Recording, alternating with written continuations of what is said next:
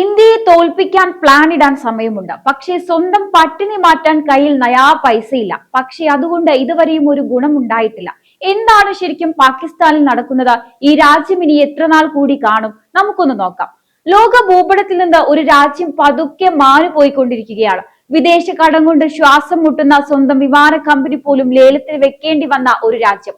ഒരിക്കൽ ഇന്ത്യയെ തകർക്കുമെന്ന് വീമ്പ് പറഞ്ഞവർ ഇന്ന് ഒരിറ്റു വെള്ളത്തിന് വേണ്ടി ലോകത്തിന് മുന്നിൽ കൈനീട്ടുകയാണ്. യുദ്ധം ചെയ്യാൻ വാശിയുണ്ട്, പക്ഷേ കൂലി കൊടുക്കാൻ പണമില്ല. പാകിസ്ഥാൻ എന്ന സാമ്പത്തിക ദുരന്തത്തിന്റെ കഥയാണിത്. ഇത് വെറുമൊരു തകർച്ചയല്ല, ഇതൊരു പാഠമാണ്.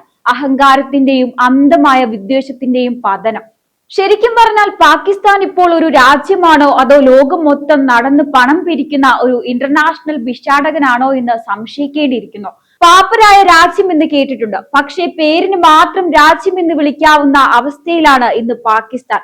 IMFന്റെ പടിവാതിൽക്കൽ പാത്രവുമായി നിൽക്കുന്ന ഒരു രാജ്യമായി ഇന്ന് പാകിസ്ഥാൻ മാറിക്കഴിഞ്ഞു. പാകിസ്ഥാന്റെ സാമ്പത്തിക അവസ്ഥയെക്കുറിച്ച് പറയുകയാണെങ്കിൽ അവർക്കിപ്പോൾ സ്വന്തമായി ഒന്നും ബാക്കിയില്ല.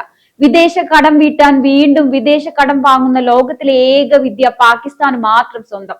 410 ബില്യൺ ഡോളറിന്റെ GDP ഉണ്ടെന്നൊക്കെയാണ് കണക്ക്. പക്ഷേ അത് ആരുടെയെങ്കിലും ഔദാര്യം മാത്രമാണ്.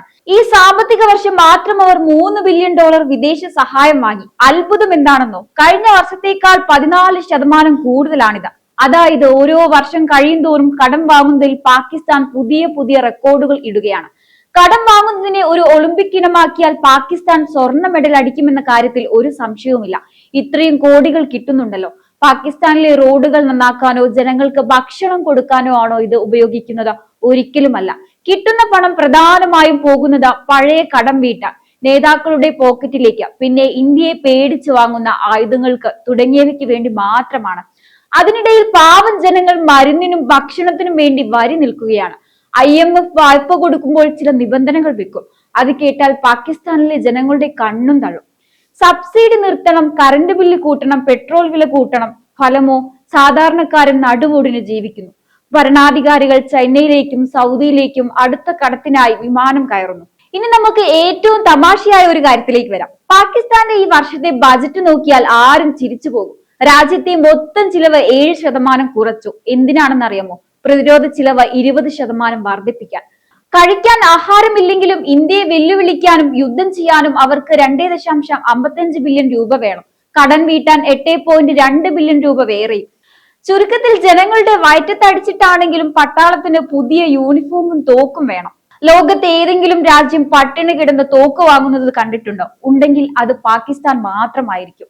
കടം കയറി മുടിഞ്ഞപ്പോൾ ഇപ്പോൾ പാകിസ്ഥാൻ ചെയ്യുന്നത് എന്താണെന്നറിയാമോ? വീട്ടുപകരണങ്ങൾ വിൽക്കുന്ന പോലെ സർക്കാർ സ്ഥാപനങ്ങൾ ഓരോന്നായി വിൽക്കുകയാണ്. അവരുടെ അഭിമാനമായ പാകിസ്ഥാൻ ഇന്റർനാഷണൽ എയർലൈൻസ് ഇപ്പോൾ ലേലത്തിന് വെച്ചിരിക്കുകയാണ്. ഒരു കാലത്ത് ലോകത്തെ മികച്ച വിമാന കമ്പനിയായിരുന്നു അത്. ഇന്ന് കേടുവന്ന വിമാനങ്ങളും നഷ്ടവും മാത്രം ബാക്കി. ഇന്ന് എയർലൈൻസ് വിൽക്കും, നാളെ റെയിൽവേ വിൽക്കും, പിന്നെ എയർപോർട്ടുകളും. ഒടുവിൽ ഈ രാജ്യം മൊത്തമായി ആരെങ്കിലും വാങ്ങേണ്ടി വരുമോ എന്ന അവസ്ഥയിലാണ് കാര്യങ്ങൾ പോകുന്നത്. ഇന്ത്യ മറ്റു മേഖലകളിൽ കുതിക്കുമ്പോൾ പാകിസ്ഥാൻ IMFന്റെ ഓഫീസിൽ വായ്പയ്ക്ക് ലാൻഡിംഗ് നടത്തുകയാണ്. ഇന്ത്യയുടെ IT മേഖലയും സാമ്പത്തിക വളർച്ചയും കണ്ട് അന്തം വിട്ടിരിക്കുകയാണ് പാകിസ്ഥാൻ. അസൂയ മൂത്ത് ഇന്ത്യയെ നശിപ്പിക്കാൻ നോക്കി നടന്ന പാകിസ്ഥാൻ ഇന്ന് സ്വയം തകർന്നു തരിപ്പണമായി എന്ന് തന്നെ പറയാം. തീവ്രവാദികളെ വളർത്താൻ ഉപയോഗിച്ച പണം വല്ല ഫാക്ടറിയും ഉണ്ടാക്കാൻ ഉപയോഗിച്ചിരുന്നെങ്കിൽ പാകിസ്ഥാൻ ഇന്ന് ഈ ഗതി വരില്ലായിരുന്നു. ഇനി മറ്റൊരാളുണ്ട്, പാകിസ്ഥാൻ സൈനിക മേധാവി അസിം മുനീർ. പാകിസ്ഥാനിൽ പ്രധാനമന്ത്രിമാരുണ്ടാകാം, പ്രസിഡന്റുമാരുണ്ടാകാം, പക്ഷെ രാജ്യം ആര് ഭരിക്കണം, ആര് ജയിലിൽ പോകണം എന്നൊക്കെ തീരുമാനിക്കുന്നത് ഈ ഒരൊറ്റ മനുഷ്യനാണ്. അസിം മുനീർ അധികാരത്തിൽ വന്നതോടെ പാകിസ്ഥാൻ രക്ഷപ്പെടുമെന്ന് കരുതിയവർക്ക് തെറ്റി. അസിം മുനീർ വന്നതോടെ രാജ്യം ICUവിൽ നിന്നും നേരെ വെന്റിലേറ്ററിലേക്ക് കയറി. ജനങ്ങൾ പട്ടിണി കിടക്കുമ്പോഴും അസിം മുനീറിന് ഒരു നിർബന്ധമേ ഉള്ളൂ: പട്ടാളത്തിന്റെ ബജറ്റിൽ ഒരു പൈസ പോലും കുറയരുത്. രാജ്യം പാപ്പരായാലും വേണ്ടില്ല, അസിം മുനീറിന്റെയും മറ്റു ഉന്നത ഉദ്യോഗസ്ഥരുടെയും ആഡംബരത്തിന് ഒരു കുറവുമില്ല. തന്റെ അധികാരം നിലനിർത്താൻ വേണ്ടി അദ്ദേഹം ജനകീയ നേതാക്കളെ ജയിലിലിട്ടു, മാധ്യമങ്ങളെ അടിച്ചമർത്തി. പക്ഷേ വിശക്കുന്ന ജനങ്ങളുടെ വയറ്റിലെ തീയണയ്ക്കാൻ അദ്ദേഹത്തിന്റെ തോക്കുകൾക്ക് കഴിയുന്നില്ല എന്നതാണ് സത്യം. സമ്പദ് വ്യവസ്ഥയെ കുറിച്ച് അസിം മുനീറിന് അറിയാവുന്നത് ഒരേ ഒരു കാര്യം മാത്രമാണ്: എവിടെ നിന്നെങ്കിലും കടം വാങ്ങി തിരിച്ചു വന്ന് അത് വീതം വെക്കുക. വിദേശ നിക്ഷേപരെ ആകർഷിക്കാൻ അദ്ദേഹം ഇപ്പോൾ വിദേശത്ത് പോയി പ്രസംഗിക്കാറുണ്ട്. പക്ഷെ തോക്കും ചൂണ്ടി നിൽക്കുന്ന ഒരു സൈനിക മേധാവി ഭരിക്കുന്ന നാട്ടിൽ ആര് വന്ന് പണം നിക്ഷേപിക്കാനാണ്? അസിം മുനീർ പാകിസ്ഥാനെ ഒരു തടവറയിലേക്ക് ആക്കി മാറ്റിയിരിക്കുകയാണ്. പാകിസ്ഥാന്റെ ഏറ്റവും വലിയ സുഹൃത്താണ് ചൈന. സുഹൃത്താണോ അതോ പലിശക്കാരനാണോ എന്ന് ചോദിച്ചാൽ രണ്ടാമത്തേതാണ് ശരി. ചൈന വായ്പ കൊടുക്കും, പക്ഷേ തിരിച്ചു ചോദിക്കുമ്പോൾ പാകിസ്ഥാന്റെ തുറമുഖങ്ങളും ഭൂമിയും അവർ എഴുതി വാങ്ങും.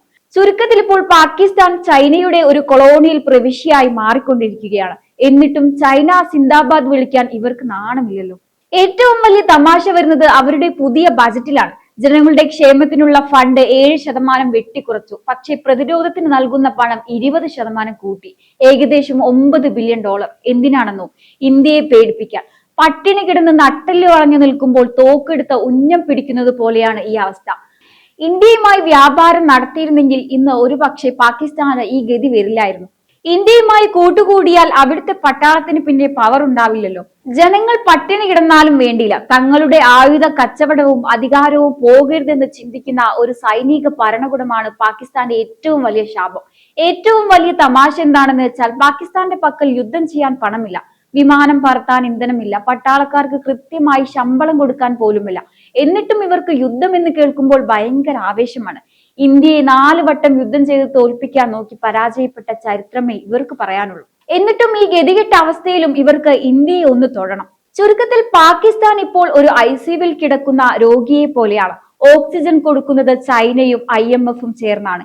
എപ്പോൾ ആ ഓക്സിജൻ നിർത്തുന്നുവോ അന്ന് പാകിസ്ഥാൻ എന്ന പേര് ചരിത്ര പുസ്തകങ്ങളിൽ മാത്രമാകും.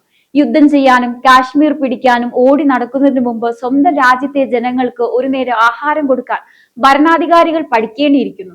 പട്ടിണി കിടക്കുന്നവന്റെ കയ്യിൽ തോക്ക് കൊടുക്കുന്നത് ബുദ്ധിയില്ല, അത് ഭ്രാന്താണ്.